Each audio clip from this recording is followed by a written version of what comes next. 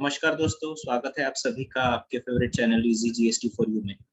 आज हम लोग जिस केस के बारे में डिस्कशन करने वाले हैं that is Ramakrishnan Mahalingam versus state tax officer, and this is a judgement pass by honourable Madras High court.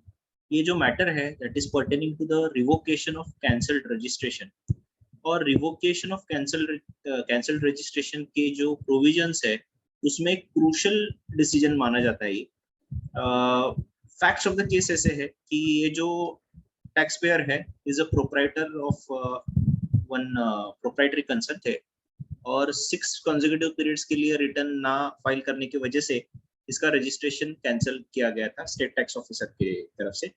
तो इसमें इन्होंने रिट ऑफ मैंडेमस फाइल किया था चेन्नई हाई कोर्ट में, और उसको कंसिडर करते हुए जो रीजंस दिए गए थे टैक्स ऑफिसर के साइड से वो ये थे कि इन्होंने जो कंप्लायंस नॉन कंप्लायंस किया है उसमें 2 पार्ट्स उन्होंने कहे थे। Number 1 that they have not filed the returns along with interest and let fees, and number 2 उनका जो इनपुट टैक्स क्रेडिट है दैट इज नॉट अप्रोप्रिएट। तो इसके चलते कोर्ट ने एक इम्पोर्टेंट ऑब्जर्वेशन किया है। I am just going to open the relevant rule which is pertaining to CGST rule, which is pertaining to the provision of revocation of cancellation. So when we read rule number 23 of CGST rule along with the main section number 30 of CGST Act, वहाँ पे conditions दी गई है कि कौन सी condition satisfy होना जरूरी है revocation के केस में। तो 23 की जो प्रोविजो है वो कहती है कि provided that no application of revocation shall be filed if the registration has been cancelled for the failure of registered person to furnish return unless such returns are furnished and any amount of tax in terms of such returns has been paid along with the interest and late fee.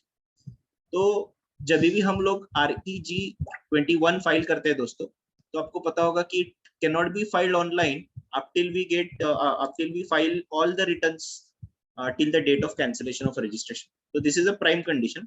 और उसके बाद और एक condition है जिसमें कहा गया है कि वंस आपका रिवोकेशन का ऑर्डर पास होता है तो ऑर्डर ऑफ कैंसिलेशन से लेके ऑर्डर ऑफ रिवोकेशन के सभी रिटर्न्स रिवोकेशन के बाद 30 डेज में फाइल होने चाहिए, जो ये सेकंड प्रोविजो कहती है। तो ये 2 कंडीशंस अगर सेटिस्फाई होती है तो रिवोकेशन ऑफिसर जो प्रोसेसिंग ऑफिसर है, प्रॉपर ऑफिसर, उसने कैंसल्ड रजिस्ट्रेशन को रिवोकेशन करना चाहिए। ऐसे एक्ट में एंड रूल्स में गाइडेंस है। लेकिन हुआ क्या था इस केस में, रामकृष्णन महालिंगम के केस में उन्होंने और एक कंडीशन कही गई थी टैक्स ऑफिसर के साइड से कि जो आईटीसी है that is not appropriately availed.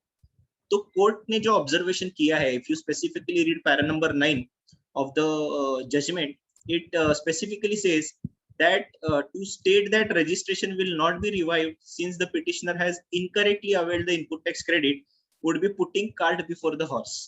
मतलब उनका कहना ये है कि आप कैंसिलेशन को रिवाइव नहीं कर रहे हो बल्कि आईटीसी करेक्ट नहीं है करके उससे बेटर मैनर में आप रिवोकेशन कर दो असेसी का, and then you adjudicate the matter under section 73 74 whatever, and then see whether the ITC was appropriate or not appropriate।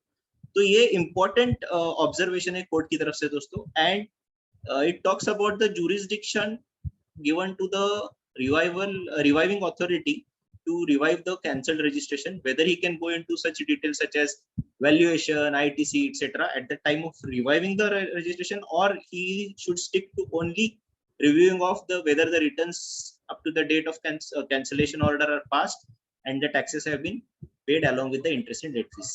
तो ये दोस्तों था important decision by Honorable Madras High Court। I hope ये decision आपको helpful रहेगा।